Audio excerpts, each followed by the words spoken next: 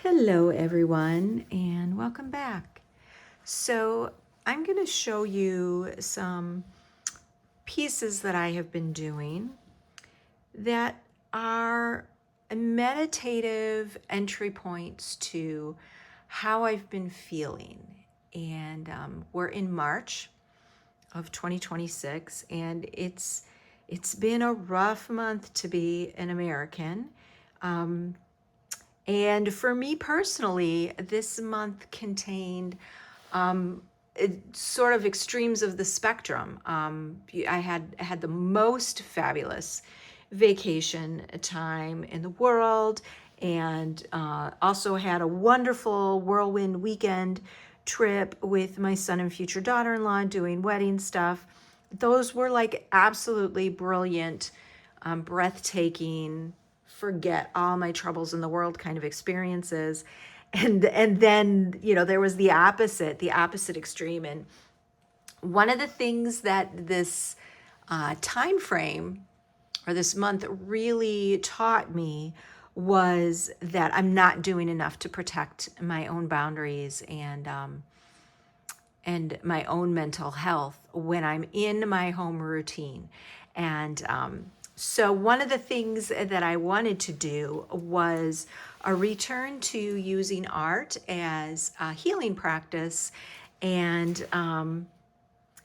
so these pieces have really no subject matter whatsoever intentional. They have only a limited palette. And inside the scheme of that limited palette, I was experimenting, playing with different ways to put the product on the page and move the product around the page. And I allowed myself to get lost in the layering of processes. So these happened over a pretty long period of time, and you can even see on some of these I have notes in sticky note form on the background as to what I did in each of the layers. These happened over a long period of time, so they don't necessarily represent a singular mood. They most definitely are not a certain day or state of mind, but a sort of a telling of the journey that happened. Not just, using the emotions as a starting point, but then losing myself in the process, in the discovery of new to me materials, what happens when you layer new materials and new processes over top of each other, and what that reveals. God, I so love this piece. And also what happened as I moved through these works is that I discovered a new process or new create, destroy, rebuild mechanism that I will be sharing with you in our live next month. And that's always exciting to me, to find new ways to speak to old ideas. Look at how gorgeous this little, it's an accidental bleed here. It was masked off, but my goodness, that feels like something is escaping, something important has found its way free.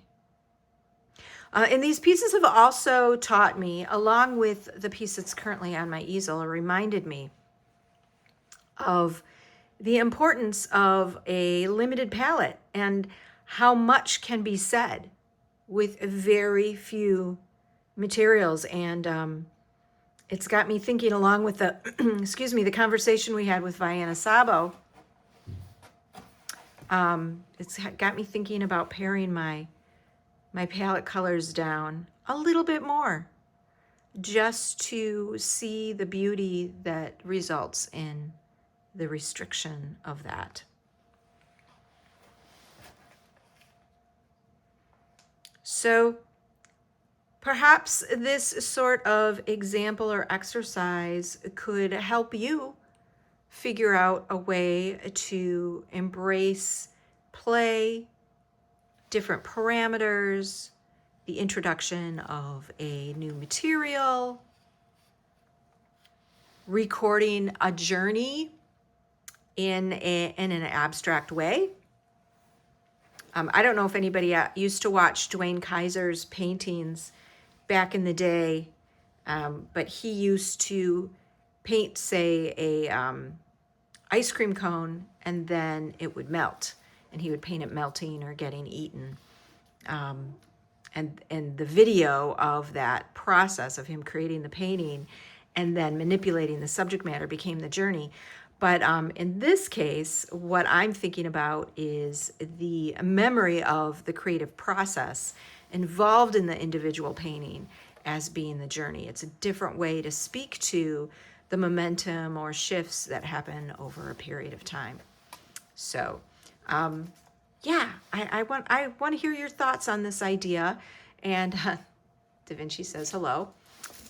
And how this might impact some of the things you're doing with your art or with your playtime or your exploration or your adventuring. There's so much out there for us to learn and experience.